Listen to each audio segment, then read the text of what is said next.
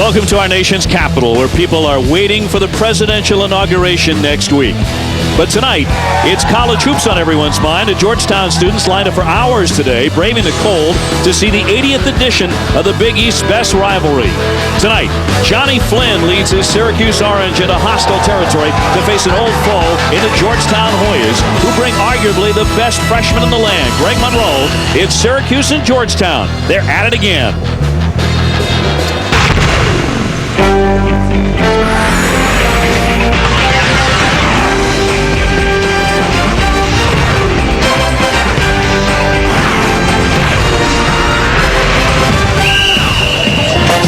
We welcome you to ESPN's coverage of Wednesday Night Hoops presented by Disney Parks. This evening at Dandy in the Big East as number 8 Syracuse faces the 12th-ranked Georgetown Hoyas from the Verizon Center in Washington, D.C. Welcome to our nation's capital, everyone. It's a wonderful time to be here. I'm Dave O'Brien along with my partner, Doris Burke. And Doris, a wonderful time in this rivalry, too, as far as the renewal, once again, of Syracuse and Georgetown. This is the first time in 8 years that both schools have met at the same time when they're both ranked in the top 15. Think back on the history of the Big East Conference. These two teams, these two programs have provided some of the signature moments. And just as it was under John Thompson II, under John Thompson III, Georgetown basketball is becoming a social event in the nation's most powerful city. Get to our Star Watch now, presented by Long John Silver's. And a man in the middle has to be very big tonight for Syracuse, Arinze Onuaku. Well, when you present the likes of Luke Herringody at Notre Dame, Jeff Adrian, Hashim Thabit, you better have a big inside who can more than hold his own. They have that in Arinze Onuaku. Greg Monroe, 6'11", 250. Freshman has an unbelievable feel for the nuances of the game that you don't see in a guy his size or his age. To the lineups now for Syracuse. The Orange are certainly a guard-driven team. And in the backcourt, Johnny Flynn is the motor. He's also Syracuse's top scorer, joined by Paul Harris and Andy Routens, who's outstanding from three-point range. It's Onuaku and Rick Jackson in the front court. And for the Georgetown Hoyas, the backcourt is Jesse Sapp, Chris Wright, and Austin Freeman. The big guys, Monroe and Summers. So we're inside the Verizon Center. Expected to be jam-packed tonight. Cold as the dickens outside. Temperatures supposed to dip down into the teens, but it's going to be hot indoors. You know that with Johnny Flynn. The Big East is still buzzing over his spectacular dunk on Saturday against Rutgers. As you look at the series history, pretty close. Home team has won the last 5. Syracuse lately has kind of dominated this thing, Doris. Well, you know it's a big-time game when Senator John McCain is in the house. The power brokers are here. I'm sitting next to one in Dave O'Brien.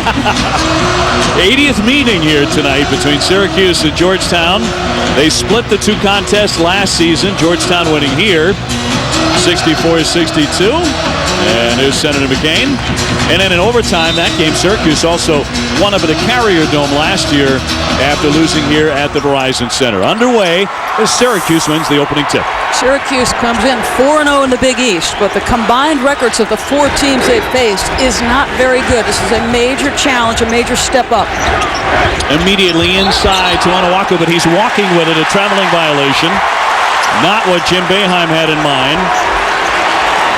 Only 4 Division I schools have more wins than Syracuse. Kentucky, North Carolina, Kansas, and Duke. And Jim Boeheim has won 787 of Syracuse's 1,741 wins. They're a prayer shot by Cleveland State away from being an undefeated team. That 60-foot heave. Here's Summers. He'll let it fly and gets it. DaJuan Summers coming in averaging 15, the Hoyas' top scorer. He is a gifted basketball player. Inside-out skills. He's doing a better job getting to the free throw line this season. Syracuse with more proven scorers. As Jackson backs down into the paint, flips it up with the left hand, left it short. Harris with the rebound at 6'5", just a monster rebounder. They keep it alive. Onuaku can't dunk it. That one spit back out. Right to run, and he will lay it in. And all of that off of the rebound, off the missed dunk. That is something to continue to watch, though. Will Syracuse get second chance opportunities? Rebounding has been an issue for the Georgetown Hoyas to start this season. Harris feeding that low post again. Jackson wants the ball. And up and in for two. Rick Jackson at 6'9", using his size. That is his signature move. I mean, he just tries to get deep position to go to that jump hook. You almost want to sit on his right shoulder and force him to use that weak hand. One of the changes Jim Boeheim has made. Christoph Ongenat now on the bench these days, spinning inside Monroe, and there's a whistle. And a traveling violation, says Ed Hightower. Well, Georgetown has finally come off a game where they out-rebounded their opponent. In fact, dominated Providence in helping them win because they were down. And that missed long dunk turned into a transition opportunity for Chris Wright. Hoyas coming in at 11-3, 2-2 in the Big East. They beat up on Providence on Saturday, and a long bomb will be off the mark by Flynn.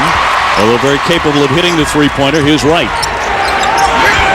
He lobs deep into the corner, and they swing it up top for Summers. Now into the corner, jump shot by Freeman. That won't fall for him. A battle for the rebound. Onuaku had it just about taken away, but a tie-up on the play. Possession error will keep it on this end. You love the activity and energy of the Georgetown Hoyas. Exactly what Coach Thompson is looking for to start a home game. In his 5th season at the helm at Georgetown, he followed up a Final Four season with 28 wins and a Big East title last year. Cuts a different figure than his father did, but nonetheless sort of a cool customer over there. And his father, very much a presence. He was here in the building, a couple hours before everybody else, waiting for his son's team to take the court. Of course, the program that he made great. Summers has that one knocked away. Look at a glare by Harris. He's going to get a little Dikembe Mutombo. No, you don't, says Paul Harris. Well, the zone is not a surprise. Obviously, it's a signature for Jim Boeheim at Syracuse. But remember this also. They've played some man-to-man, maybe 60-40 zone-to-man this year. But the reality is this. The guards from Georgetown, the last 3 games in particular, have struggled shooting the basketball. So until they make some shots, Syracuse will play a ton of zone. Off the double team, Monroe is short with a turnaround. Jackson outlets to Harris. He wants to attack the iron all the way through. It won't fall for him. Syracuse getting outstanding opportunities early as Flynn kicks it out. The long one by Robbins is going to be around the net. Nothing going down from anywhere on the court right now for the Orange. That's a terrific look for Andy Robbins. He has got spectacular range. From the corner, Wright swishes home a 3. Chris Wright is hitting 41%. And Georgetown off to a hot start. That's a great sign because Chris Wright, he has got all the skills in the world, terrific off the bounce. How he performs will dictate how far this team goes. Onuaku trying to get position, flips it up with the left hand. Syracuse now 1 for 8. Wright feeding inside, it's Monroe again. He draws the double team, trying to get around Jackson. Finds the open man, Summers. It comes back to Monroe. Here's Wright out high. Letting fly Sapp. They left him wide open. He can't drill it. Flynn trying to run. The pass tipped and stolen away by Sapp. And they've got numbers now. 4-on-2. Right to the baseline. Summers gave it up. Got to get a timeout. Very unselfish and exactly what Jim Boeheim has to do. He calls the timeout. With 16:01 to play here in the first half, and Georgetown off to the races.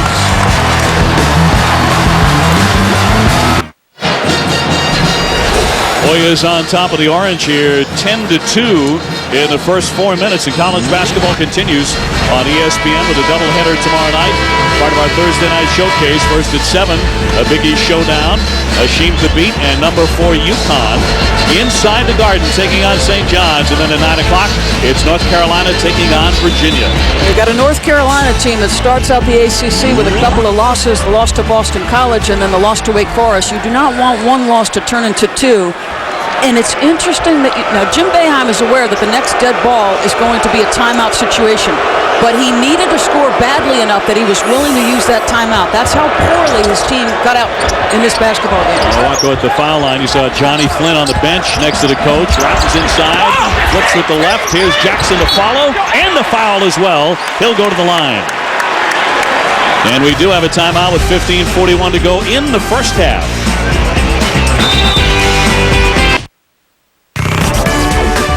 ESPN's exclusive presentation of college basketball is presented by Disney Parks, where you're invited to celebrate life's special moments. What will you celebrate? And in part by Toyota, moving forward. Back in Washington, D.C., where seemingly everybody wants to be in the coming days. Georgetown has the lead 10-4 over number 8 Syracuse.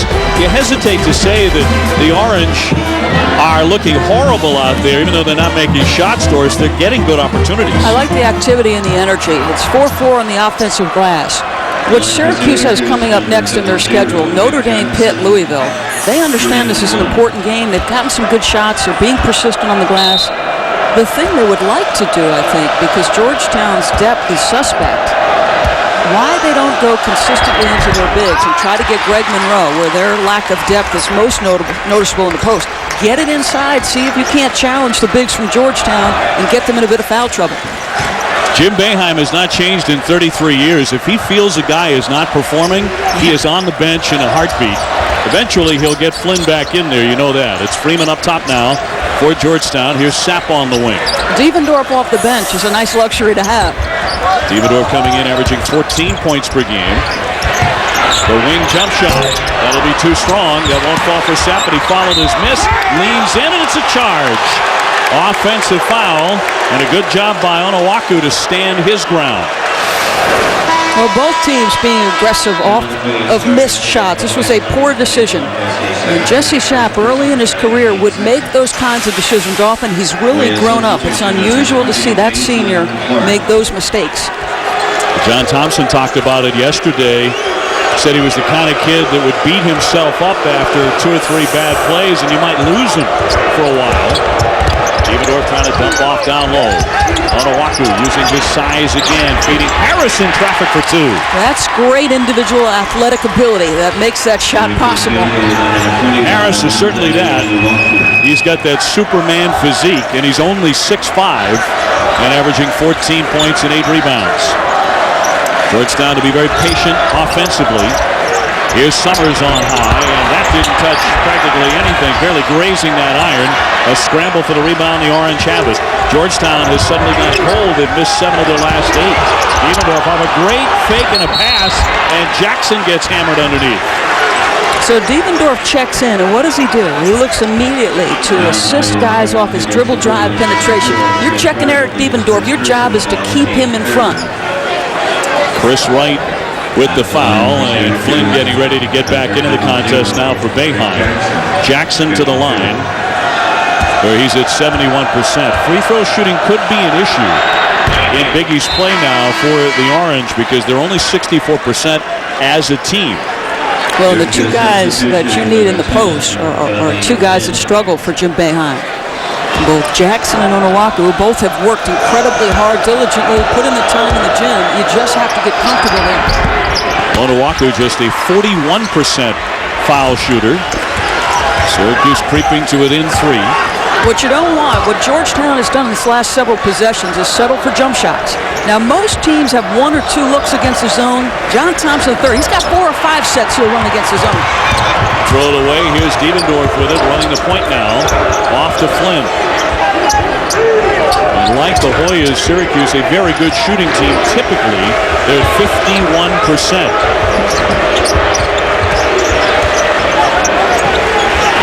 Harris off the fake. Devendorf is dangerous from beyond 3. Wright will foul him. He just picked up his second quick one. So another foul on Chris Wright with 13:43 left in the opening half here in Washington, D.C. And John Thompson has talked a little bit about the development of his depth. There you go, the shooting numbers you were talking about. Against Providence, they were down at the half. There was some foul trouble they had to deal with. And their bench, Jason Clark, Sims, they all came up and played big. Devendorf lets fly around and out. Julian Vaughn there with the rebound, just onto the court at 6'9", and a shot-blocking threat for the Hoyas.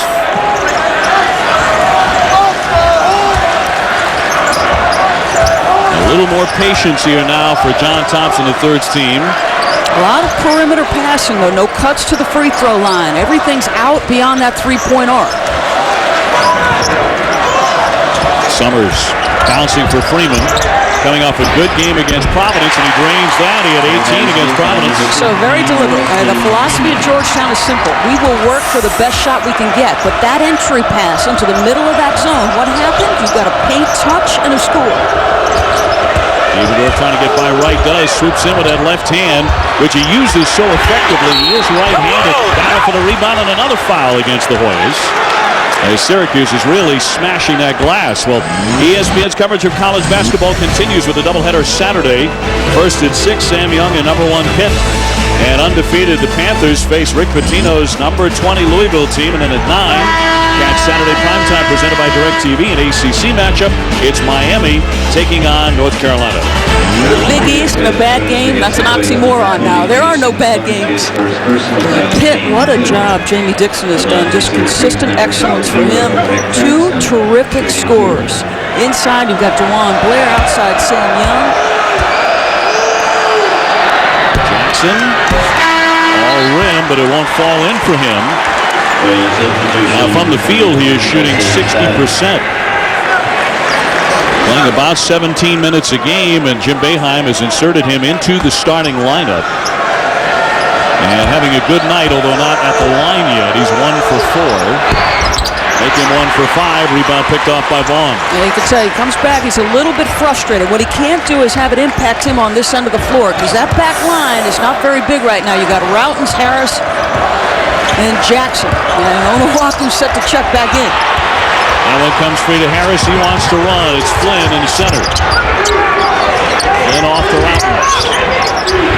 The jump pass back to Flynn. Routens, when he gets hot from beyond the three-point line, he can be deadly, but that's a double dribble. Yeah. We saw Rutgers actually face guard Andy Routens, just try to take him completely out. A little bit unusual just because there's so much balance in the scoring for Jim Boeheim. I mean, Devendorf can score, Routens. Onuaku in the post. Sometimes, to me, Syracuse does not go often enough inside to Arinze Onuaku.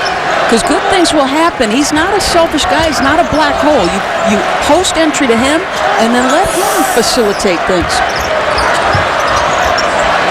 Freeman looking inside. He bounces to the foul line. Vaughn leans in. Nice shot. The 6'9" sophomore out of Reston, Virginia, with an athletic move there. Yeah, terrific little fake. Nice square up to get the defense moving. Monroe about ready to come back in now for the Hoyas. Flynn pulls up and pops. And a rainbow will drop for him. And Flynn with so many offensive weapons, it just has great joy in his game, doesn't he? He does. A terrific pace. And I just love the little hesitation, the shoulder shake. Again around the perimeter here for the Hoyas, who come in number 12. Syracuse is ranked number 8. Dumping it down low, Vaughn. Nice feed there for the bucket and Clark. Short corner, so important. And that's another area where you can attack that zone. It's almost like Georgetown, that first 10 to 12 seconds, they're not looking to score. They're probing that defense for the weakness. And John Thompson in practice works his kids on what they do well. They pay very little attention to what their opponent is doing. Yeah, they looked at his zone, the Jim Boeheim zone, throughout their entire workout yesterday. But it's mainly about the Hoyas as Devendorf will fire, and that's all net for Eric Devendorf for the 3. That's the danger of Johnny Flynn. When you can stick shooters with Johnny Flynn, his ability to get in that lane and set the guys around him so crucial to Syracuse's success. 4-point lead coming up on 10 minutes to play here in the opening half from the sold-out Verizon Center. In the paint to turn around by Summers, but a whistle and a foul before that. So we have a timeout on the floor. Right now we'll toss it back to the studio and Dari Noka. All right, Dave. Back at the Verizon Center, and Georgetown with a 16-12 lead. Very quiet night so far for the 6'11" freshman sensation, Greg Monroe. You know they want to obey the doctrine and get him the ball. Let's get to a little Georgetown 101. Now, this is a guy who is a terrific facilitator, 6'11", 250 pounds. I'm partial to guards, but I'm going to tell you the truth. This guy's fun to watch. And this is one area of deployment they look to use him. They'll start him at the post, bring him up high, have him set a little back screen. Guard goes through. if Onowaku's checking him, and I saw him do this several times against both Pitt and Connecticut, gets the big off his feet, uses his ability to handle the ball to get off the bounce. Now, we haven't seen it because they've been in a lot of zone, Syracuse, but they traditionally, or at least to start the year, will run their offense through this guy. That's a great tribute to him. Looked great on the video game. They haven't done it in the actual game. Not yet. He is 0 for 1 from the field. Now, this is it's an interesting situation where Monroe out of Louisiana picks Georgetown, and he would have been successful in any program. Oh, nice steal. The theft by Flynn. He's off to the races. And that's going to be special. And that's what you were referencing, the dunk he had in their last game. He will electrify you. But Monroe picked the perfect system because John Thompson will utilize every skill, not just his scoring, but his passing ability and the feel he has for the game. And his intelligence, that's what John Thompson really raves about. And why he has fit so neatly into it. He's such a bright kid. Dumping it down low, trying to get free for Sims. Henry Sims had 6 feet 10 himself. Freshman out of Baltimore gets fouled here with 9:42 to go in the half. So that was an example of where they will deploy him. He gets himself to the high post. And guys at 6'11", to make that kind of feel pass, that touch pass with not a lot of spacing, that's special. Onowaku with his first personal. Sims getting about 10 minutes a game. And too strong with that opening foul shot. Hoyas coming off a victory over Providence on Saturday following back-to-back losses to Pitt and Notre Dame. Their other Big East win came at Connecticut. That was 4 days after Christmas. That was compelling, TD, and I know Coach Calhoun upset with his team's effort. Tempo seems important in Big East matchups. Pittsburgh jumped all over Georgetown in the next game, got control early, and you can function differently when you're the team with the basketball in the lead. Syracuse with the basketball, but behind here. On the drive, Joseph got tied up by Monroe. Another theft for him. He leads the Hoyas in steals. Clark with a pull-up shot. He missed badly there, but the rebound came out to Freeman. And a foul and a rebounding Frey. A little shove underneath there. This will go against the Orange. As Georgetown is hitting the glass hard here with 9:16 to go in the half. And Georgetown getting multiple opportunities. The foul will be on Paul Harris. Routen's coming back on now. Syracuse getting their long bomb threat on the floor. Multiple opportunities because Georgetown has gone big with Monroe and Sims on the floor at the same time. Jason Clark, another very talented freshman. There's the ball now for Georgetown. They're awfully young. They have one junior, one senior. They kick into the corner, and that line drive shot will go down, and a great job of moving the ball. Well, post-entry pass, and there you see Greg Monroe's unselfishness. I mean, this is a guy who wants to involve his teammates. Flynn will let fly. Straight on and drained it. He goes back smiling. Flynn with 7, starting to heat up Georgetown. Up by 3. Flynn has made 3 out of 4. Well, whatever Coach Boeheim said to Johnny Flynn in that first time out when he had him on the bench, it's worked. Once again, Syracuse not able to locate the open man. This is something the Orange have done exceptionally well. Shut down the opposing three-point shooters. They're third best in the country at that. Now they lead the conference, but right now, not on the top of your scouting list. Rounds with the miss. The Hoyas to push the tempo again. Monroe lost it. And a scramble for it. The Hoyas will come up with it. Monroe wants to get into that lane. Wild looking shot, but a foul on the deck before the shot. With 7:54 remaining and a man down. Routens is hurt for the Orange. We'll be back in a moment. You guys. Back here in D.C., and that is Andy Routens, who last year missed the entire campaign, blowing out his left ACL, and that's the knee they're looking for. Watch for Sherkoff coming in now on the scramble as he collides with that knee, diving for the loose ball. I can't look at that replay. And Routens down in agony. And off to the bench. Will we see him again? And one of their best shooters, and one of the best shooters in the Big East, as Monroe will go to the line here, the freshman out of New Orleans. So they might have been able to absorb his injury a year ago, but then Devendorf goes back down, and they have absolutely no depth. Johnny Flynn ended up leading the Big East in minutes per game. And you can almost see the fear on Andy Routen's face. And because for a basketball player, that kind of contact, and especially when you have a history or have hurt that knee like that, that's exactly what's going through your mind. You understand how long the injury takes to rehabilitate. Now both he and Devendorf missing last season as Devendorf goes inside. Sims swats it away. Up off the backboard and a clean block. Now the alley-oop on the other end as Summers wiggles underneath for the basket. DaJuan Summers with a great-looking hoop. Well, just terrific job, one, to catch and not try to make a play before you have gathered yourself. That's just good feel and good patience by Summers. Georgetown with their biggest lead of the night. It's up to 10. They're on an 11-3 run. Flynn trying to bring the Orange back here. Coming up on 7 minutes to play in the half. He drives, backs it. That won't fall for him. So terrific help. You've seen the Syracuse guards get off the bounce, which they are very capable of doing. But backside help has been there. That's why Georgetown has been amongst the leaders in field goal percentage defense. Stolen away by Jackson, but it's going to be palming the ball. Violation, back over it goes, and Georgetown really clamping down defensively. Well, Henry Sims is getting more and more comfortable, and John Thompson III has talked about this. He said, our bench is getting better. We had to make them better and be committed. Sims, if he wants to earn minutes, defend and rebound and earn John Thompson's trust in those areas, and you'll see PT.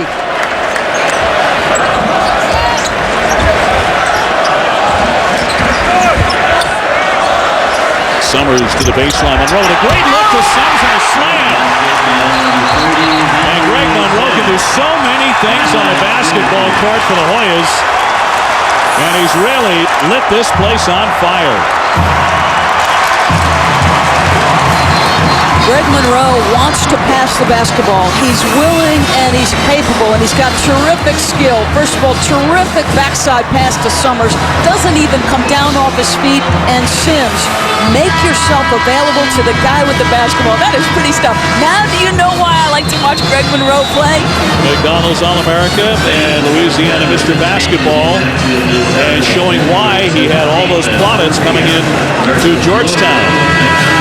College basketball continues on ESPN with a doubleheader tomorrow night. Part of Thursday Night Showcase presented by T. Rowe Price, first at 7. A Big East showdown as Hashim Thabit and number 4 Connecticut will face off against St. John's. And at 9 o'clock, it's Tyler Hansbrough and 6th-ranked North Carolina facing Virginia.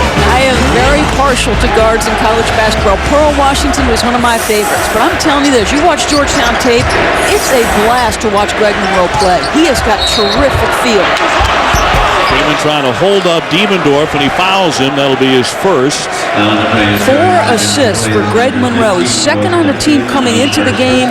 He leads them in that category tonight, and you can tell he doesn't care how many shots he gets. This is the best recruit coming out of high school last year, and he could care less about the number of shots or points he gets. Syracuse gives it back. The Hoyas to attack. Freeman floating through that lane, and that one is going to be off of Syracuse with 6:14 to go in the opening half. Syracuse leading the all-time series 43-36. Syracuse has won 8 out of the last 10, so that's been under John Thompson III's skin a little bit. And the fact that Syracuse recently has kind of dominated the series. Summers for the slam. That was just too easy off the inbounds. Look at the grin on the face of Monroe, and Summers has 7. You don't get the sense that there's great body language coming off Syracuse right now. They're flat-footed on the defensive end. There's no energy. A 15-3 run for the Hoyas, and that's another palming violation. A slew of those against the Orange here in the opening half. What to do if you are Jim Boeheim, the Hall of Fame coach. His team has been anything but sharp here against their rivals from Washington, D.C.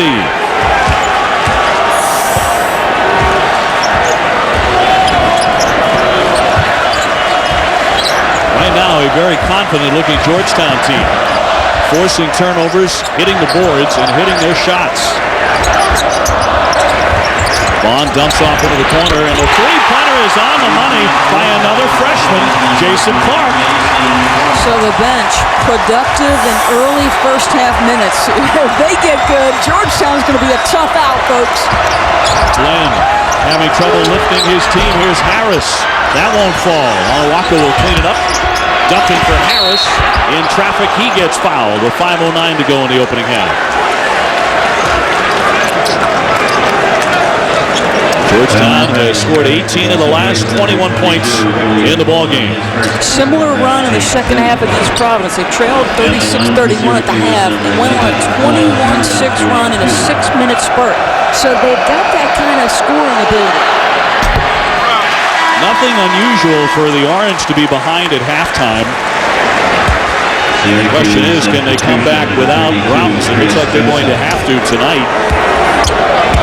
That's a major concern for the Orange, but they overcame double-digit deficits to win games against Kansas, Virginia, Cornell, and Memphis. You and I were there at the Carrier Dome back in November. They were down 7.5 to Richmond before they rallied to win.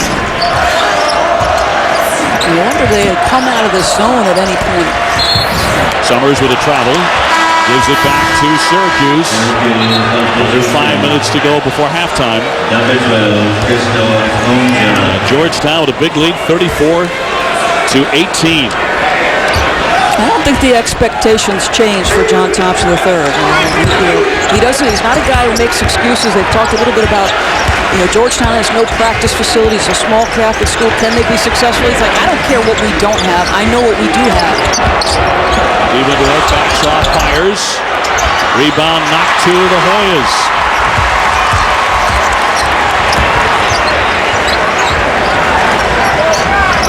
Clark will swing it for Summers. He's their top scorer, the 6'8 junior out of Baltimore. On target, it's Austin Freeman, and all the shots are falling from everywhere on the floor for Georgetown. They lead it 37-18. Look at Monroe. What you like to see against the zone is the defense have to move. And when you have a skip pass, no pressure on that basketball, a lukewarm contest by Unganat. I'll tell you this, if you're getting ripped like this, how about a hard closeout? I'd rather see you foul somebody on a closeout than come out lukewarm like that. Georgetown kind of at the end of a very, very difficult stretch, but look at the gauntlet for Syracuse. A tough stretch really beginning tonight against the number 12 team in the country. They've got Notre Dame coming up, and then next Monday at Pitt, followed by Louisville. I mean, good luck. And so many teams inside the conference face what Jim Boeheim is facing here in these next several games beginning tonight. A stretch that could just murder you. Yeah, and here's the key for the Big East, and it'll impact seeding. It'll also impact those bubble teams down the stretch. Look at Marquette's close to the Big East Conference season. I mean, he got some brutal stretches. Flynn with a miss, Sims with a rebound. You could literally go 6 straight games in this conference playing ranked teams. Rutgers knows all about that. Not trying to feed at the foul line. Thrown away. Here's Flynn. Devendorf wants the 3, and he gets it. Yeah, there's a guy who's got the toughness and the sort of edge and savvy. It's Devendorf.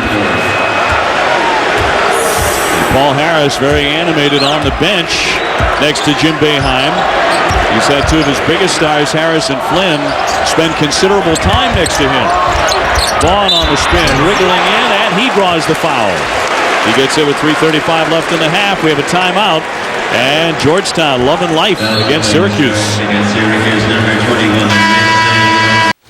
Dari Noka in studio. Coming up in the Dick's Sporting Goods halftime report, an update.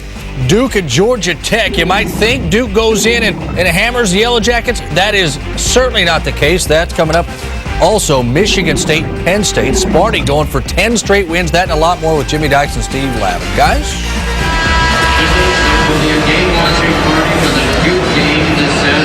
And here in D.C., the heat has been very good for the Georgetown Hoyas here inside the Verizon Center as they've opened up a 16-point lead over their rivals, the number 8 Syracuse Orange. Doris Burke, Dave O'Brien with it. Johnny Flynn trying to be cheerleader and the motor for Syracuse, but so far it's not working as Vaughn goes to the line for Georgetown. Well, we talked a little bit about the fact that Syracuse comes in 4-0, but the combined records of the teams they've faced thus far in the Big East, not very good. Teams are combined 1-14. Georgetown, on the other hand, just 500 in conference, but clearly the quality of their opponents has been better to start the year. In conference play, certainly true. Syracuse does have strong wins over then number 18 Florida, number 23 Kansas, and number 21 Memphis on their resume. Obviously all outside the Big East. Yeah, I mean, really, you can look at that game in Kansas City for Syracuse as almost a true road game because there were a lot of people in that building for the Jayhawks. Ongenat with a nice bounce underneath to the big fellow Onuaku, flushes that one down. He's making 71% of his shots. Well, this is the point I made earlier. I mean, this is a guy who's a terrific scorer. He doesn't try to overpower people. He does a nice job getting guys on his back and using his advantage, which is his feet, to score. I would just like to see them go more consistently to him. Sims feeding Summers with a pull-up shot. On net. Smooth stroke there out of DaJuan Summers.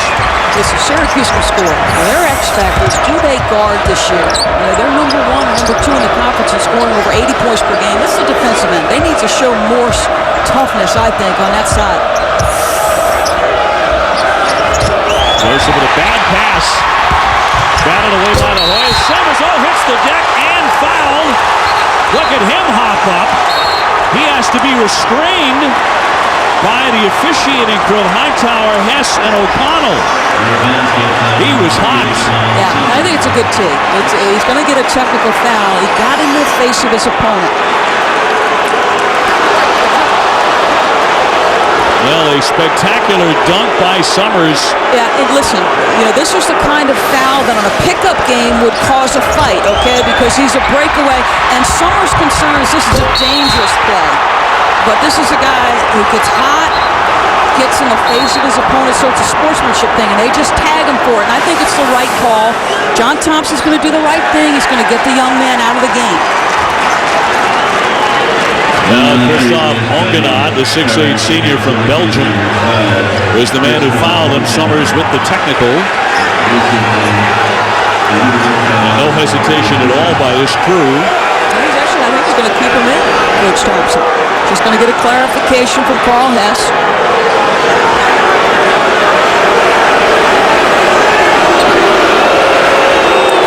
To 23, Devendorf, who is the Orange best foul shooter at 81%.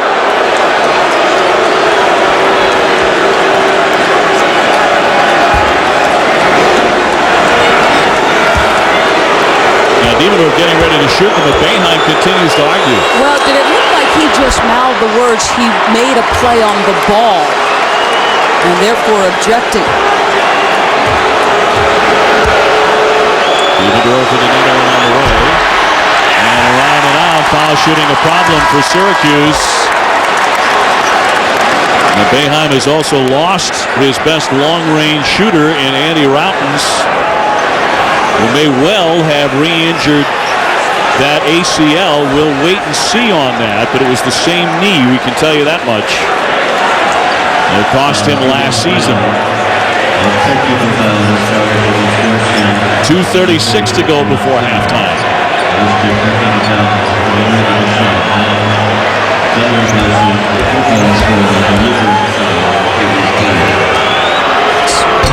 So this one is for the foul. It was the end one part of the play. The next free throw taken will be for the technical, or the intentional foul.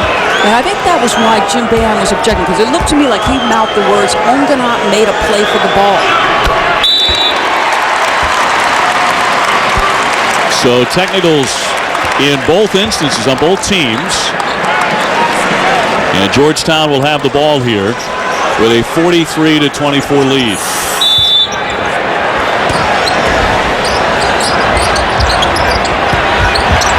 Batted away and stolen by Harris, who has returned to action here after a long stay on the bench. Flynn bouncing for Harris, harassed by Monroe. He goes right back up amongst the trees, goes back up a second time, denied on each occasion. There's Monroe in for the foul. And finally a call there. That'll be number 2 on him. And I think Sims took a shot to the head. They have great length right now up front for Georgetown. Greg Monroe gets a piece of the first. That's 2 big guys with great length when their arms are extended. He took a shot to the face, and I don't mind that foul right there. That is Greg Monroe being aggressive and saying, hey, you're going to come in the paint, we're going to contest shots. Ongenat to the line.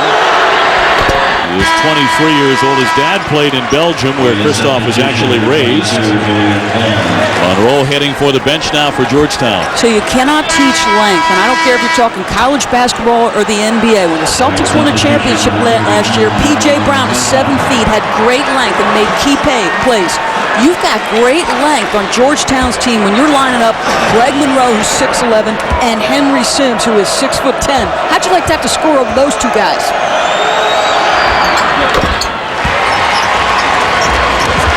43-26. Very rare is this rivalry game one that ever gets away on one side or the other, but it certainly has in the first half tonight in Georgetown's favor. Vaughn giving off for Freeman, and fouled on the play as he drained the 3. Devendorf hits him, and Freeman with a chance for a 4-point play. So you made enough shots. Things weren't going well for Syracuse. Coach Boeheim decides to come out of that zone. Now you can run your offense, which you have become known for. And just a silly foul. Never foul a jump shooter.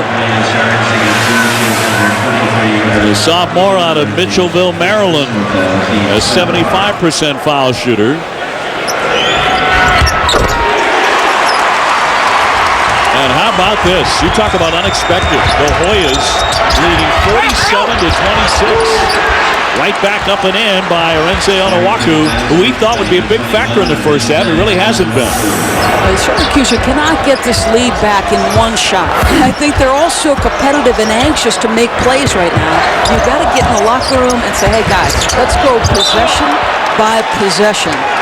There's no 50-point shot in basketball. Run your offense, get some stops. Syracuse coming in with 1 loss on the season. They're 16-1 and 4-0 in the Big East. The Hoyas at 11-3, 2-2 in the conference, and laying it on their rivals. Floats that one up there, one-handed for the bucket.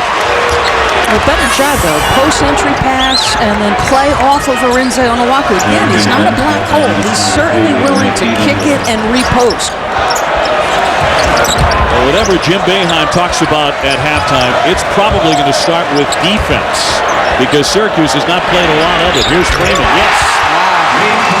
I'll tell you what, the 3 guards for Georgetown came into this game shooting 20% in their last 3 games. How great is it for them to see Freeman and Chris Wright get out and play this well in this half? Freeman 4 for 6. Terrific start.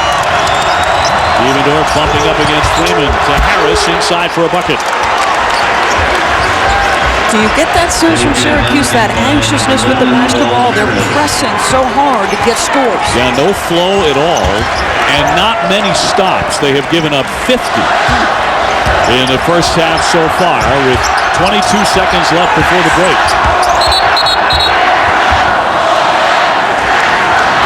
And a timeout for Georgetown. Timeout with 20 seconds to go here in the opening 20 minutes.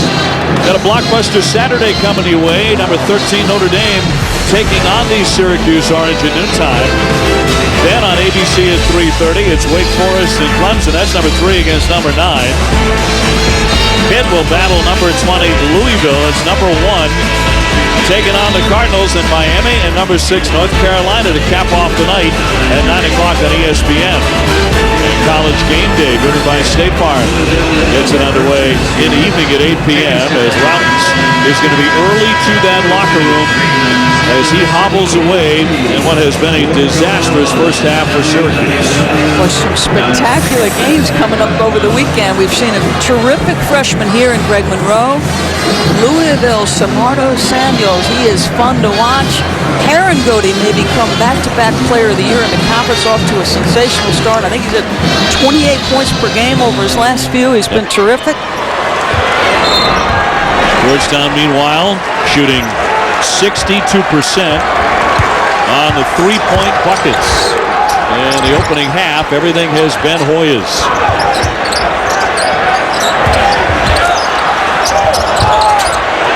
5 seconds left. Watal not there for him from the corner.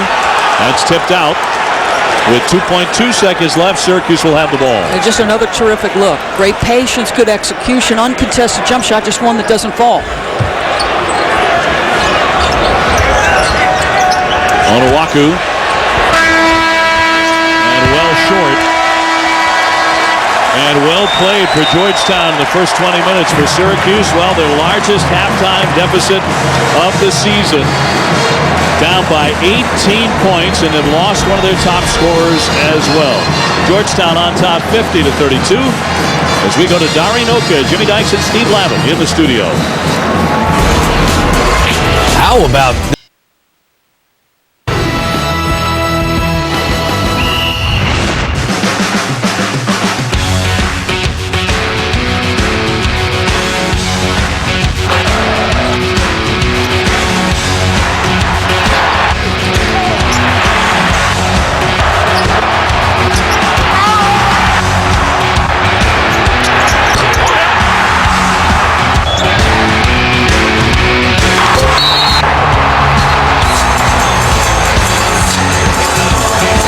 You're watching ESPN's coverage of Wednesday Night Hoops presented by Disney Parks. Inside the Big East, number 8 Syracuse so far having their heads handed to them by the Georgetown Hoyas, who are on a 100-point pace. Dave O'Brien and Doris Burke. And Doris, what happened in the rivalry game? Syracuse not playing a whole lot of defense. No, Jim Boeheim said before the year, defenses are a question mark. They're at the top of the league in terms of points per game, over 80. Are they going to show better resistance in the second half? 5 different Georgetown players with a three-point basket. And it was their ability to attack the glass that kept it close. They got multiple opportunities. The missed dunk led to a transition opportunity. Georgetown knows what is a good shot and what is not a good shot. They don't try to score in the first 12 seconds of the shot clock. They are simply looking for the best shot. Sherikov came off the bench, gave him some good shots, and we said to start the telecast, the guards had struggled for Georgetown. That's history. They're shooting the ball. The Hoyas made 8 out of 16 from 3. Overall, they shot 60% in the first 20 minutes. Syracuse opens up the second half with the basketball. Here's Devendorf, who did give them an offensive lift. Here's a quick whistle just outside the lane in the opening seconds of half number 2. And Andy Routen's remaining on the bench next to Jim Boeheim. Remember, he went off with that knee injury, and Boeheim doesn't have one of his best offensive weapons available right now. A guy who's got terrific range. Now it becomes on Johnny Flynn and Eric Devendorf to try to get off the dribble and turnovers. I mean, that's just a silly pass. Why try to make that pass when you've got the next easy pass and a guard right next to you? This is something we've watched Georgetown do very effectively. Move the ball to the open man, and more often than not, he has been wide open. Snap giving off for Freeman. Here's Monroe, the big fella, dribbling inside, handles the ball very, very well. That won't roll in. Syracuse needs a pulse on the offensive end. A nice catch underneath, and that's going to roll in for Rick Jackson. He went for the dunk. He'll take the lay-in. Wow, terrific catch. I mean, just a terrific catch to be able to make the play in the ball. Monroe on a low block. Right behind him, Onuaku. Top trying to use the screen right on the drive. Here's Freeman. Monroe coming out way away from the basket. Summers at the foul line. Got a good look. It won't fall. So let's see what kind of pace Syracuse comes out. I thought at the end of that first half, they were trying to get this thing close with one shot. Get consistent with your principles. Make it possession by possession. Onuaku with the touch, facing up to the basket. The big burly guy flips it up there. Wild shot. Harris with the rebound, leans in close range. Not there for him. So we've seen a lot of missed chippies. I mean, those are point blank. I understand there's a contest and some size, but those you got to make. Inside it was Summers misfiring on the layup. Here's Flynn now trying to drive on Summers. He's denied. Sapp tipped it to Devendorf. Finds the open man, Harris, for 2. Brown's can only be a cheerleader here, Doris. Of course, we haven't had an update yet for you on his physical condition. It was obviously his left knee, which was the damaged knee from a year ago. The ACL he blew out.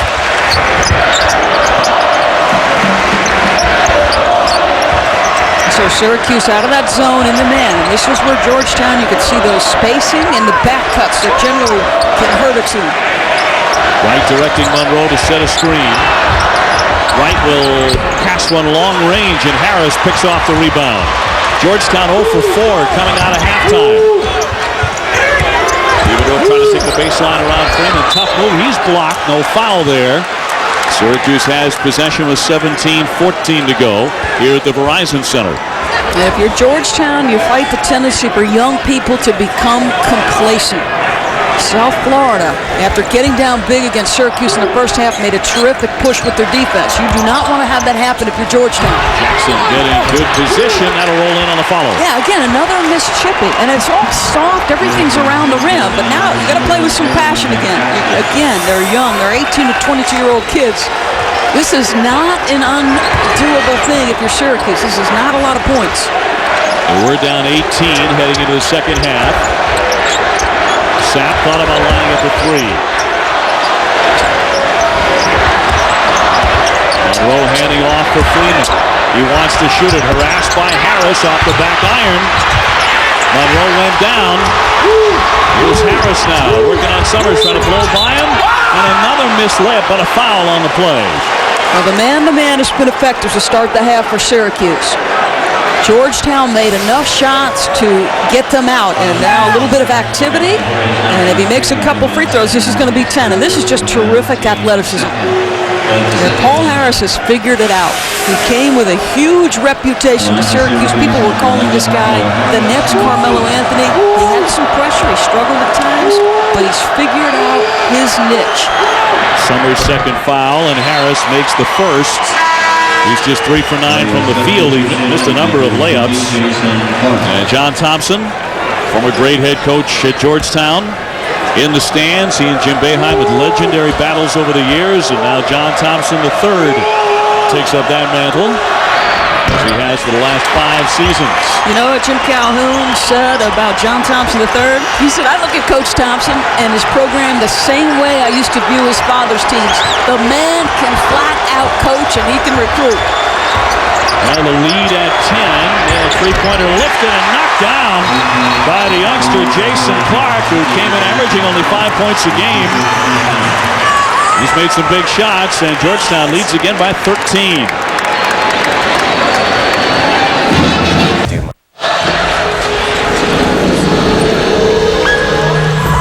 Tonight's college basketball game being presented in high definition on ESPN2 HD from the sold-out Verizon Center here in Washington, D.C. You're talking about John Thompson and Jim Boeheim. You're talking about godfathers of the Big East. Well, Jim Boeheim is about to surpass Dean Smith for most 20-win seasons in a career. He's got 30. So does Dean Smith. He'll get 31. They're at 16 wins. I know tonight has been a tough night. But hey, a possession here, a 3 maybe? Yes, indeed. Yeah, from Johnny Flynn, who hits 36% of those. It's back to 10. Okay, now the 2 best smiles in the Big East, DaJuan and Johnny Flynn. They just make shots. There's a joie de vivre with what they play. It's fun to watch. Summers around the pick set by Monroe. He's taking it hard all the way through, trying to reverse and came up empty. Harris, numbers now for Syracuse. Flynn flips it and a slam down by Rick Jackson. See, now John Thompson III's in the same situation Coach Boeheim was in the first half. You got a TV timeout on the next dead ball, and he's going to let his guys play through it. But, you think about that as a coach. Do I want to put this one here or not? Jackson has 11. Here's Summers. Yes, he answers with a triple of his own. Boy, I'll tell you what, some big-time threes to stem the tide. And the Georgetown bench is growing up before your eyes. They came in averaging 12 points. They have far succeeded that number, and they've got 15 minutes to play. That is a huge thing for the Hoyas. Jackson to Devendorf, driving through with that left-handed game. Walker with a rebound right to him. Tough there, and that's going to be an offensive foul. That's going to be his third. Boeheim would disagree. But Syracuse is back in it. Dari Noka in studio while we're watching this great one from the Big East on ESPN2. Just want to let you know, Duke up 10 on Georgia Tech right now over on ESPN. South Florida was hanging with Pitt almost the whole way, but the Panthers starting to pull away. Number 1 team in the land up 13. That game is over on ESPNU. We'll continue to keep you posted on all of them. Back to D.C., guys. All right, Dari, thank you very much. Dari in the studio there with the very busy Steve Lavin and Jimmy Dykes. Jimmy Dykes saw a masterpiece in scoring in Jody Meeks last night. 54 points. Amazing. What a run as a player. How about Jimmy Dykes? It was an easy travel day for him. He went from Knoxville, Tennessee to Bristol, Connecticut. Yeah, that's a straight shot. That's a direct flight. Right. Georgetown with the basketball here, trying to stem the tide. Syracuse has come out roaring here in the second half after a flat first half. And what do you see? They're more active and energetic in the man-to-man defense. And these players have lobbied Coach Boeheim to play man-to-man. I think they like him. He's got a great feel for what defense. And I asked the assistant coaches, how does he decide? Is it matchups? And he said, yes. You know, he's so proficient with that zone. So if they score a couple times on that man, you know he goes quickly to that. Devendorf's second foul for the Orange. 14 and a half minutes left here. Half number 2 from the Verizon Center. Number 12 against number 8. Syracuse has only lost 1 game, and that was Cleveland State on that 60-foot heave right before the buzzer up at the Carrier Dome. 14 on the shot clock now for the Hoyas. Wright giving it up. Clark, who's had a good performance here tonight. Nice bounce on the baseline. Oh, Monroe, the very tough angle. See what I'm saying about the nuances of the game? Okay, now you don't teach that. That is a sense that a guy has of where he is, where his body is in relation to the rim. How quickly he needs to get that shot off with a contest coming from behind him. Jackson backing down, and a foul. Monroe also went up for the block there. By the way, moments ago, that was Monroe's first field goal. He's done a terrific job. He's impacted the game without scoring. Terrific bounce pass from Henry Sims. And again, where am I as a post player at 6'11" in relation to where I need to put it off the glass? Sims with a foul to send Jackson to the line. The sophomore out of Philadelphia. That will rattle out. He's had a tough night there at the stripe. This is about confidence. This is not about Rick Jackson not having put in the time at the free throw line. He worked all summer on this right here.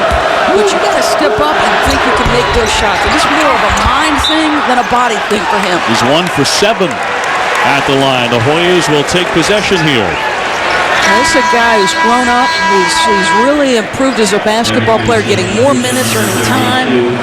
So that's going to hurt him because his game is all about power and around the rim. So he's getting to the line. He's not knocking him down. Syracuse pressing. Freeman trying to get it in, asked for a timeout. So it worked as John Thompson III has to burn one. He used to give up the timeout with 13:47 to go. College basketball continues on ESPN. A doubleheader tomorrow night. First at 7, a Big East showdown. Hashim Thabit and 4th-ranked Connecticut inside the Garden to face St. John's. And then at 9 o'clock Eastern, it's Tyler Hansbrough and 6th-ranked North Carolina as they will battle Virginia. You get a look at A.J. Price, who broke out of a little mini slump. You've got the terrific freshman in Kemba Walker. You've got Jeff Adrian, a guy who does all the dirty work, brings some toughness to the Connecticut Huskies, and Hashim Thabit, who is steadily improving on the offensive end of the floor and a dominant defensive player. Syracuse unbeaten in the Big East at 4-0, so is Marquette. Pittsburgh is 3-0. Louisville is 3-0. Who's the best team you've seen so far in the conference, Doris? Well, that's a terrific question. I mean, when I saw Syracuse in Kansas City, I couldn't have been more impressed. To me, it was a true road game. And they're better, I think, than people expected. When I saw Georgetown play Connecticut on the road at Connecticut and jump all over them, I thought, holy smokes, this is a team that was picked to finish 8th. You have to love Pittsburgh. Why? They always guard, and they don't turn the ball over. You have a point guard who's got a better than 4-to-1 assist-to-turnover ratio like they do in Levance Fields, and good scorers, you're going to win a lot of games. Monroe up high, shot clock at 7. Monroe gets it back, wants to work. Bowling his way through a wild-looking shot. Harris with the rebound. He had Devendorf out in front, but he mishandled it. It's Flynn all the way through. He gives it off. Syracuse starting to catch fire at last. Flynn got hit in the face, but no foul there. Sims out beyond the three, gives off to Freeman. Clark with a great fake from 15 will drain it. Okay, now, their bench, the Georgetown bench, came into this game averaging 12 points for John Thompson III. They are flat crushing it right now. Clark, just a freshman out of nearby Arlington, Virginia, has doubled his average up to 10 points. The kick out. The shot by Joseph, too strong. Rebound Jackson. On the other side, it's Flynn for the bucket. A terrific job by Jackson to carve space and then unselfishly, because all the bodies were around him, to give up the basketball. Georgetown breaks the pressure. But what is Georgetown? Henry Sims and Clark have been terrific. John Thompson described them about mid-December. He said it's an inexperienced group that is bumbling along like colts, and colts don't survive in the Big East. Well, guess what? Jason Clark and Henry Sims, they are starting to perform more like thoroughbreds than colts. Well, they were off to the races in the first half as they put up 50 against the Syracuse Orange and led by 18. Jackson picking up the personal now for Syracuse. 12:04 left. The bench scoring 22 tonight for the Hoyas. He touched on that moments ago. And Clark has been a big reason for that. The youngster with 10 points. Here's Summers. So probe the defense. This is simply, guys, okay, where is the weakness in this zone? And this is a Georgetown team that likes the dead spots. Matan pushes the pass for Summers. Got it. See what I'm saying? That first 10 to 12 seconds, it's a pass and a simple pass, and they're just making the Orange move side to side. 17 for Summers. Clark picked it. Here comes Wright. One-on-one with Flynn. The follow. That'll go down.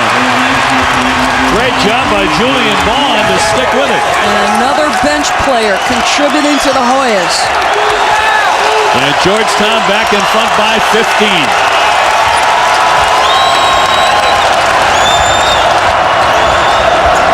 Jackson trying to dump that pass down low. Picked off. Here come the Hoyas again.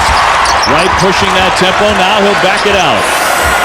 People are excited for the inauguration, and you can feel it inside this building. They are excited again about the Georgetown Hoyas. Great electricity in the city. Tonight, it's this rivalry on center stage in the Verizon Center. Watan lets fly. He got it, a three-pointer. Nobody near him. How about the bench? They continue to put a hurt on Syracuse.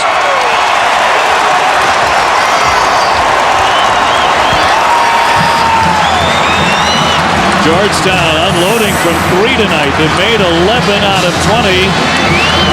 And John McCain, who is there for the inauguration as well, and some other rather important duties, enjoying the festivities tonight as the Hoyas are rolling once again on a 9-zip run. Time to look at tonight's travel schedule presented by Orbitz. Hoyas leading here 67-49.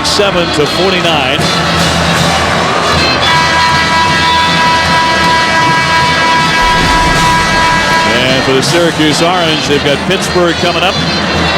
They've got Providence, then number 22 Villanova, then Connecticut, and then St. John. So we've talked about how rugged the Big East is and the killer stretches of schedule. Very difficult one coming up for the Orange, really beginning here tonight.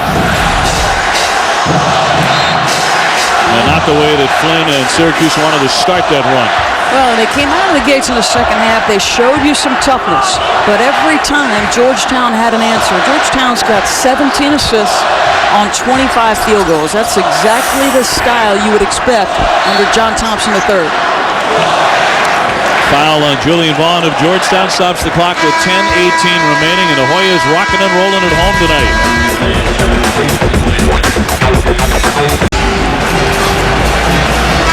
And among the to about 20,000 on hand tonight here at the Verizon Center is Mike Slive, the NCAA Selection Committee. In fact, along with Tom O'Connor, who's right next to him, the entire Selection Committee is here tonight, Doris. So Jeff Hathaway earlier in the evening, athletics director of Connecticut. They are in town conducting some business. Devendorf kicking it to Ongenot. Syracuse had cut a 21-point deficit to 10. As close as they've been in a long, long time. But another big lead for Georgetown. Here's Flynn with a three. Rebound into the corner. A long rebound collected by the Orange. Here's Devendorf. He wants a triple. That one will fall. Georgetown shows zone in that particular instance. Check out responsibilities, especially on long rebounds in a zone, not as clear as they would be in man-to-man. Our guys in studio talked about the purpose with which Georgetown played defense in the first half. It has been a calling card under both John Thompson II and John Thompson III. They are always amongst the leaders in field goal percentage defense. Todd gives it up to Summers. Vaughn on the dribble drive. Lost his footing, and he traveled with it with 9:18 left.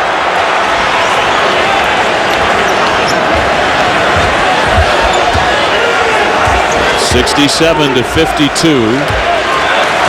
Now we are being told that Andy Routens is available. We have not seen him in the second half, as Harris went in strong and he gets fouled with 9:09 left. The good news, from what we understand from the Syracuse medical staff, for a young man who missed all of last season because of that torn ACL, he banged his knee on the floor. It is apparently, as far as I can tell, not connected to the ACL injury.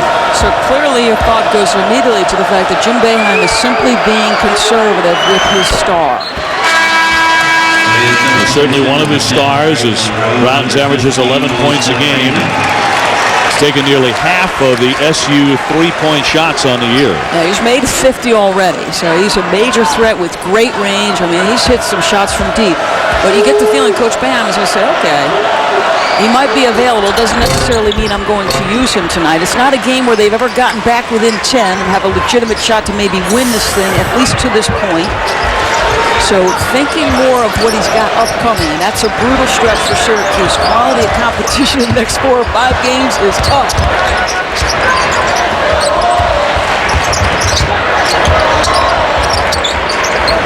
Here's Freeman.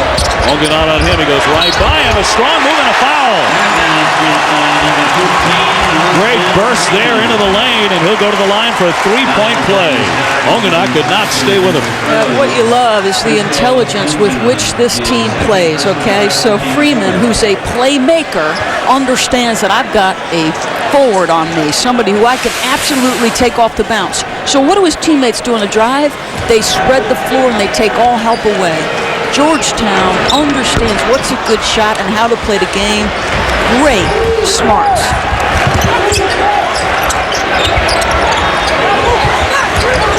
Devendorf to penetrate, slicing with a left hand and two. Devendorf, of course, has had a tumultuous season. He was suspended 2 games for his role in that off-campus altercation with a female student in November. Ongenot hitting the floor, but he commits the foul. With 8:24 remaining.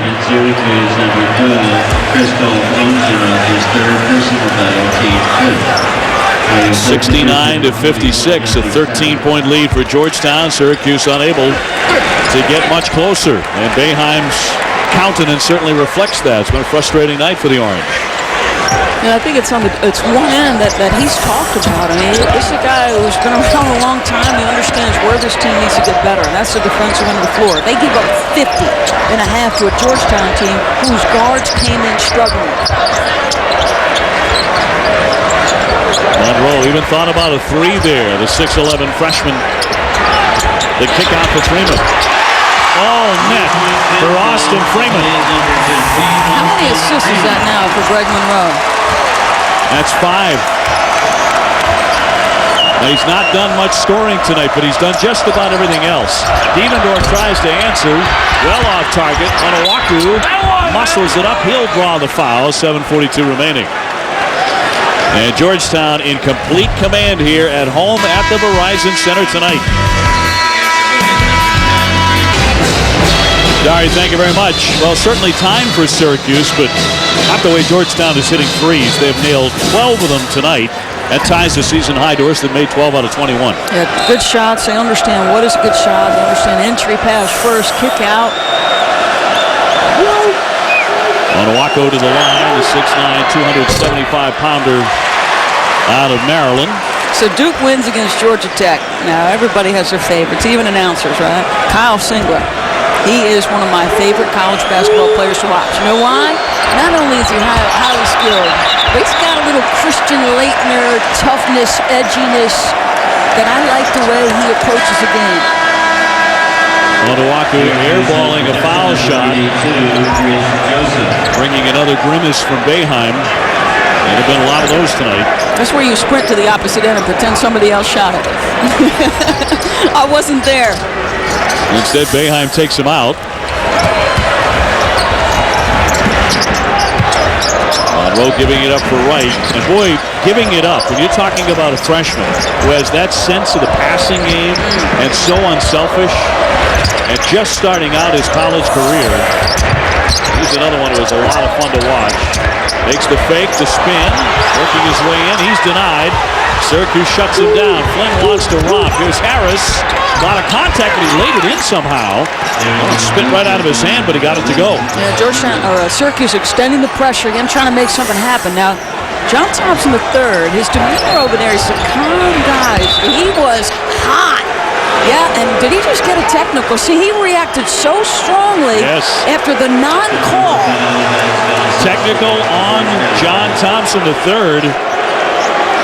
That is the third tee in this ballgame. Okay, now, he actually, his body swung on the non-call by Greg Monroe. It's the top of the screen, and then so he's going to continue to plead his case, and that's where he got it. See, it wasn't necessarily just that. It was the prior reaction on the no call immediately. Devendorf to shoot in the second time he's been on the line tonight for a technical foul. And this one on the head coach. Devendorf at 81% and makes one of two.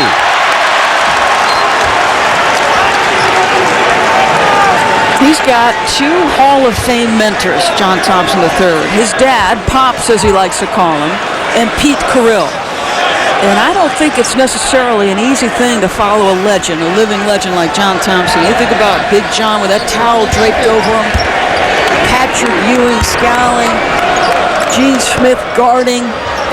But he's a nice sort of combination of all the influences he's had, John Thompson III. He is fun to watch and a terrific coach. He does not look beyond the opponent that he's playing tonight. Look at Wright to lay it in. How about the bounce pass from 6'10", 250? Devendorf into the paint, flips a wild pass over his shoulder to Flynn. Flynn will give it up. Laid up and in by Jackson. But again, Syracuse trying to make a comeback without their best three-point man. And Andy Routens, although the news is good on his knee. Monroe mishandles the bounce pass. And a shove underneath there at 6:19 remaining. Foul on Jackson. Greg Monroe has only taken 4 shots, but he's been a profound influence on this game. How about the bounce pass through the lane to the streaking Chris Wright?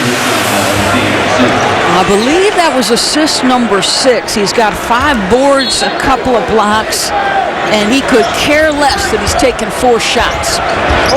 He has so far made only 1. A whistle against Harris. He is very unhappy. Paul Harris will pick up his third. 74-61. Let's listen in here.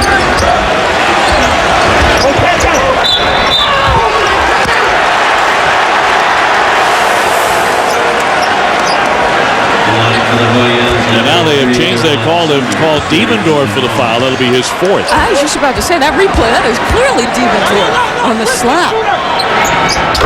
And so the foul shot buried by Summers. He's had a very steady floor game tonight. and leads all scorers with 18 points. He's also chipped in with 3 assists and 3 rebounds. An area of strength for the Hoyas this year is their free throw shooting, 73%.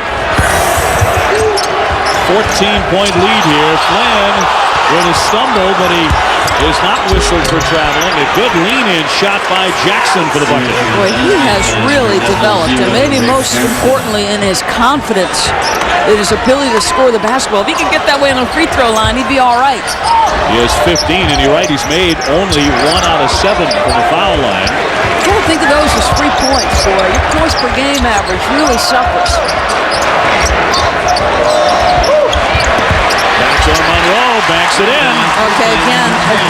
Now that looks like a simple play, but that's a 6'10 or 6'11 guy who understands immediately where the defense is and slips. Defense was topside, so he just went right to the rim. Devendorf lines up a 3-ball, and that's going to be in for the triple with 5:25 remaining. And a timeout, 77-66. Manageable. This has been the point in the game where Georgetown's made a big 3 to keep this separation. But they're there. They've got enough time. Boeheim taking a timeout, and ESPN's coverage of college basketball continues with a doubleheader Saturday night. First at 6, Sam Young and number 1 Pitt will battle number 20 Louisville. And 9 o'clock Eastern, it's Saturday primetime. An ACC matchup as Miami will face Tyler Hansbrough and number 6 North Carolina. A couple of weeks ago, got the idea that North Carolina would not lose maybe all season. They could run the table. Georgetown bench scoring. You talked about this about midway through the first half, how it was affecting this game tonight. Clark coming off the bench for 10. Vaughn has been very impressive as well tonight. Another youngster. Basharikov came off the bench. Remember, Syracuse in that zone early. He hits a couple threes in that first half, so that is included. But Clark, there was a moment against the zone where Clark sort of was directing traffic. It's a big thing for a guard. You're young, you've got some stars, you've got a very capable starting 5, but you in the league this deep have got to have guys like Clark and Sims off the bench to give you some minutes. Georgetown ball here, and Syracuse is out of timeouts with 5:25 left. They've pulled to within 11. They've been down by as many as 21. So Georgetown goes to 3-guard lineup, and you've got DaJuan Summers, who's got size and can help you break the pressure. That one kicked. 5:17 to go.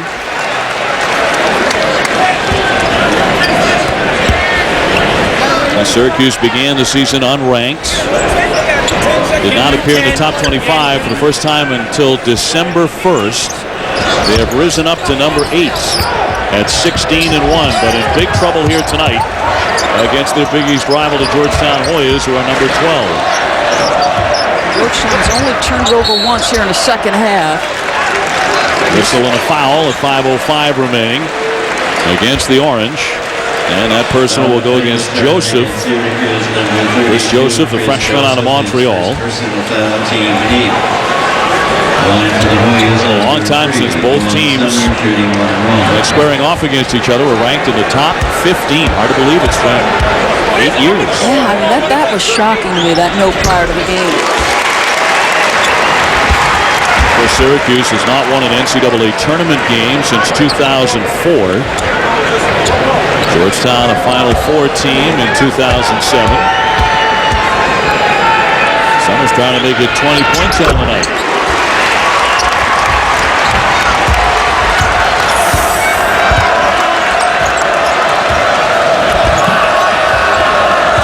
Flynn directing traffic here. Trying to engineer a comeback. Devendorf into the paint and is on the line. They'll turn it over.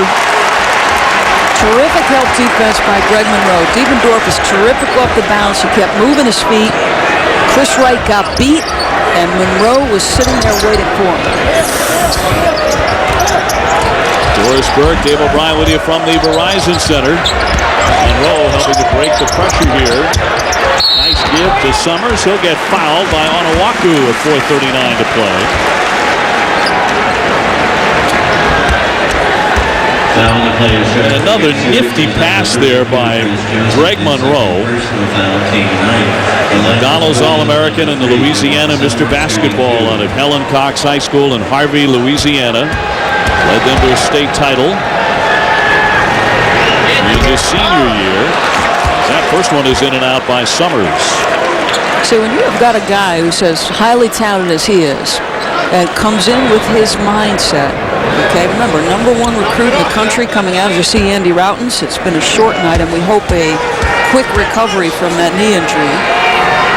But that passing, that kind of passing can become contagious. He walked into the door at Georgetown, Greg Monroe did, unselfish, despite a huge reputation.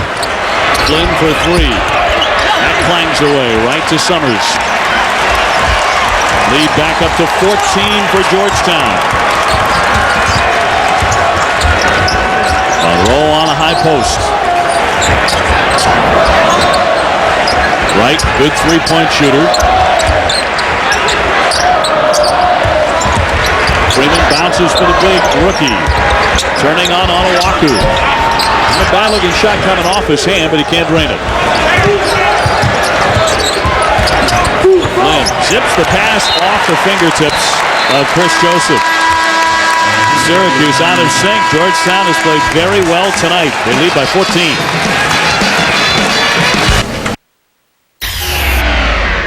Terry Gannon with you from College Station, Texas, the site of one of the great games in college basketball last season, when Curtis Jerrells led the Baylor Bears in 5 overtimes over Brian Davis and the Texas A&M Aggies.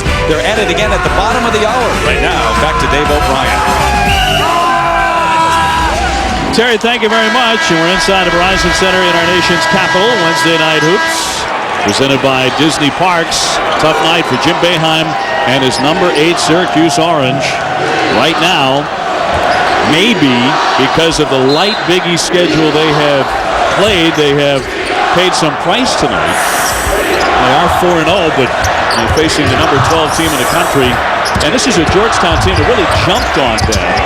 10-2 in the first 5 minutes. That's a thread that you can follow through a lot of these early Big East games, Doris. Well, you saw it with Georgetown on the road to Connecticut. They jumped on Connecticut, and then they could determine how the flow of the game went, how it unfolded. That allows them on the lead to continue to work patiently, probe the defense for the first 10 to 12 seconds. Then you saw a Pittsburgh team do exactly that to Georgetown to snap a 28-game home win streak here.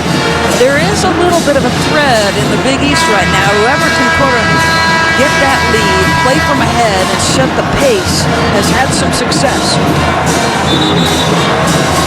You were talking about the tough stretches inside the conference. Everybody seems to have a killer. This is sort of the end of it for Georgetown. It eases up after tonight as much as it can inside the Big East, the beast of a conference that it is. They beat up on Providence on Saturday. That followed back-to-back losses to Pitt and Notre Dame, and they've got a win against Connecticut. Well, relatively speaking now, ease up. Yeah, right. Relatively speaking, is correct.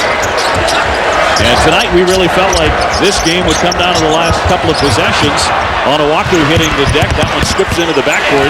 Onuaku got his fingertips on it. They have 5 seconds to shoot. Clark into the lane, flips it up and in. Boy, he's had some very impressive minutes. The freshman out of nearby Arlington, Virginia. He's got 12 points, and you know why you like that play? He understood exactly where the shot clock was. In fact, that there was no time for a pass. Devendorf follows with the drive and the lay-in on the other end. But 3 minutes to go, and Syracuse running out of time, and they have no timeouts remaining. Devendorf has 20. Clark has scored 12, and he's made 5 out of 6. Seems to be a very cagey, intelligent young player. Now you can spread the floor, use all the clock you want, with score and time, understanding how to use it. Oh, just a little bit too strong. Monroe with the pass off of Wright's fingers. And turned back over to the Orange, who have been behind from the get-go here tonight. They were down 18 at half, down as many as 21 in the second half. Devendorf will turn, fired, and it's in and out. Rebounded by Onuaku, out for Harrison in 3, and that's in and out as well. Been that kind of a night for the Orange of Syracuse, New York. Yeah, they had a lot of missed chippies to start the game. Remember the missed dunk that led to a breakout by Chris Wright? Meanwhile, a 59% shooting night so far for Georgetown. Rowe handing off for Summers. He's had a very good night. That one clangs away, however. Harris there for the rebound. Under 2 minutes. Flynn gives it up and slammed down by Rick Jackson. I'm sorry, Onowaku with the button. You need quick possessions here. Onowaku with 11 rebounds this evening, but he came in averaging 13 points a game, and as the man in the middle, you were kind of thinking he had to have a big offensive night. Freeman with 19 points for the Hoyas. A shove on the baseline as Johnny Flynn gets fouled. And coming up next here on ESPN2, Wednesday Night Hoops presented by Disney Parks. As we head off to the Big 12, Terry Gannon and Stephen Barta will call that game. Number 21 Baylor in College Station to face Texas A&M as Flynn goes to the line. The only thing that helps players with confidence is experiencing success. A little miscue on the missed free throw. Yeah, then on a 1-and-1 and followed by Monroe. Syracuse fell asleep in the lane there. Georgetown has put them to sleep tonight. Monroe with 8. Flynn wriggles in for a bucket. But just not enough of that tonight. Not enough Flynn, not enough Harris. And Syracuse will fall hard.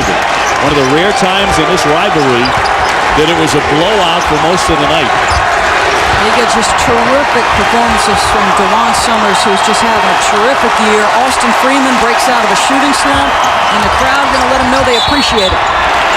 Monroe is fouled. He has 8 points tonight, but 7 rebounds and 6 assists. And Dad likes it, as John Thompson III is moments away from celebrating a victory. His father was here a couple hours before the tip. He was ready to go. Yeah, he gets nervous. I always feel like John Thompson II is more nervous before these games, his son's games, than he probably was before his own.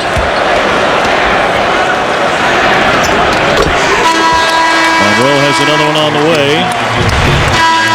This is pregame now. Well before just about anybody else arrived in the building. And look who's here first for Syracuse Georgetown. They showed up at practice this week and gave the guys a talking to about rebound. They simply said, sometimes, guys, you just got to go get it. You got to be tough, and you got to pursue the basketball. How'd you like to have that as a luxury as a head coach? A Hall of Famer who could call on, come practice, Pops. 88-72 as Jackson takes the baseline and the foul. And we'll go to the line here with 34.6 on the clock. Now this is the 80th meeting between the two. And Georgetown about to inch a little bit closer. Syracuse will still hold the all-time advantage, but it'll be 43-37 at the end of the night. Jim Boeheim, whose team lately has dominated this series, and they were dominated tonight by the Hoyas. Just an efficient performance by DaJuan Summers. 21 points on 12 shots. Greg Monroe, I raved about him. And you look at his final stats, they're not going to blow you away. But his ability to pass the basketball, the unselfish nature.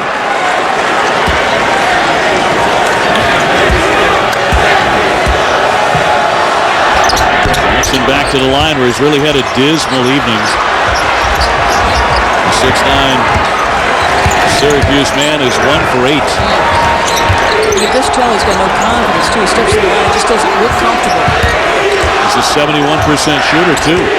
So 17 seconds left. And the Hoya fans starting to celebrate a win here in Washington, D.C.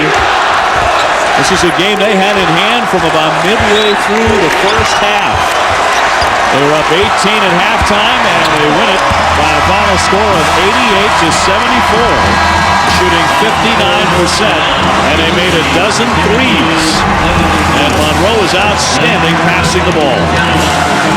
For Doris Burke and the rest of our ESPN crew, I'm Dave O'Brien as we say good night from Washington. If you'd like to join us for more of tonight's game, join us on ESPN News for Post-Game Extra. This has been a presentation of ESPN, the worldwide leader in sports. Now let's head to College Station, Texas, and join Terry Gannon and Stephen Bardo.